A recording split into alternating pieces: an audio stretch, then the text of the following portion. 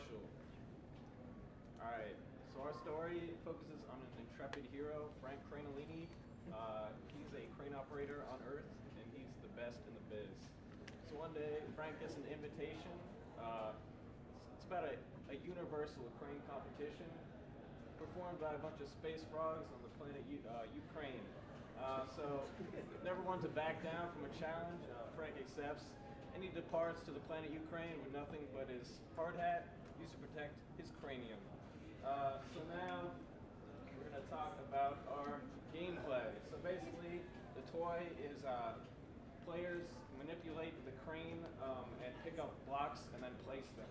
So basically, the crane is controlled by knobs, gears, and pulleys to give the player total control. And then, in order to pick up the actual blocks themselves, we have an electromagnet, and the player just flips a switch to pick up the block and flips it to drop it. So here's the initial sketch of the mechanism, fairly complex with the series of belts and pulleys.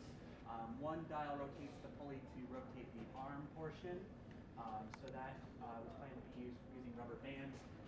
As well on this side, in order to rotate this dial up to rotate the top portion to rotate the wire spool downwards. And finally the gear, the pinion and gear system at the bottom. So that was translated into a motion skeleton right here, and then finally into a CAD model. So this is our render. Additionally, we added some crossbars for some detail, and this was the color we expected, but then really more clear than that. So. In terms of functionality, we have mechanical movement, and then the electromechanical part is the electromagnet. So you have this gear on the bottom here, which rotates it, and then a belt and pulley system to control the rest. That kind of didn't work out as well as we wanted, unfortunately, because there was a lot of friction to overcome, and so the belts couldn't really overcome that. However, we can show off the magnet. So we're using this dial right here in order to lower the magnet, and I will now flip the switch on. And then it's a safety switch, so you flip the whole thing back down when you want to drop it. And so if you want to say stack blocks on top of each other.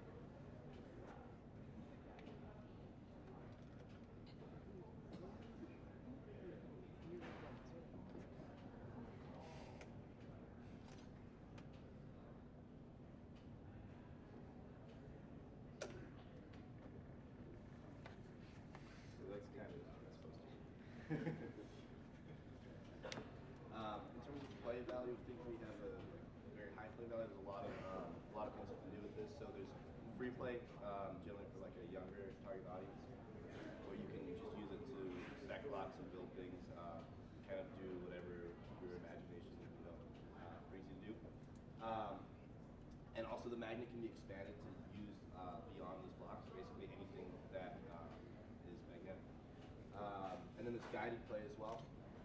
So the introduction of rules and different gameplays where you challenge other people can kind of bring it to a wider target audience. It has 3 of these 4 parts of the play value, which is challenges, construction, and fantasy with a backstory. So our target consumer is children aged 5 to 14.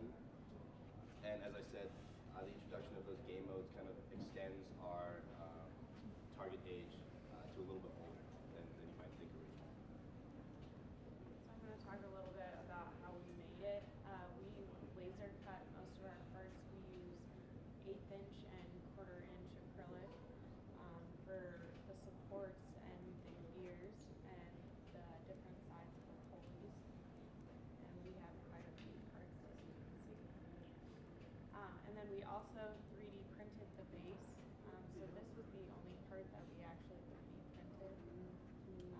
We have the switch that we purchased, and our electromagnet is also another part we used. And we used rubber bands as our pulleys. And here's a CAD animation.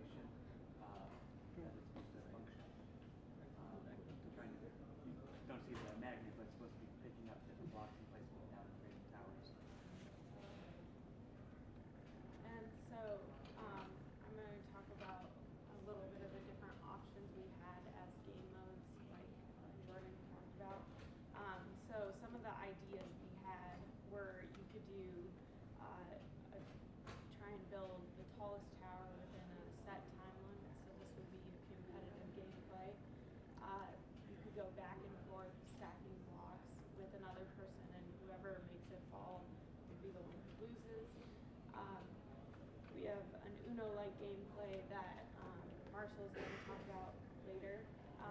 You do pick-up sticks where you take a built tower and try and take them off without knocking it over, and sort of an operation style gameplay where you can try and pick up blocks in a specific manner. So here's kind of a more fully fleshed out game mode. It's called Cranes versus Frogs. It's a turn-based crane battle. So each player starts with 5 blocks. At the start of each player's turn, they spin a spinner, and whatever color zone on the spinner lands on corresponds to a zone on a game board. So the player has to place the block on that zone on the game board. Failing to place the block in the correct zone or knocking a block off results in you picking your block back up into your hand. And the first player to get rid of all their blocks wins the game. So that's kind of a fun thing we could do there. And I think that's it.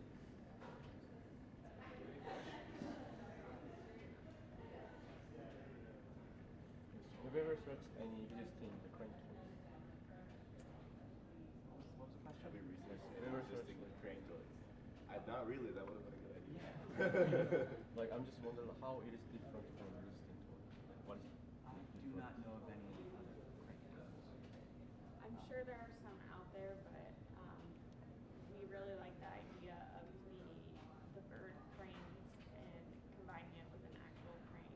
And using an electromagnet in order to have that pick up and put down function built into the crane. And then, like, usually in any other sort of game like this where you're actually just building, you're just using your hands or maybe even like tweezers in operation. But with this, you have a series of dials which adds a lot of different sensory gameplay to make sure you feel like you're actually working with some sort of miniature crane, and actually have this pretty industrial safety switch right here actually helps out with that realism.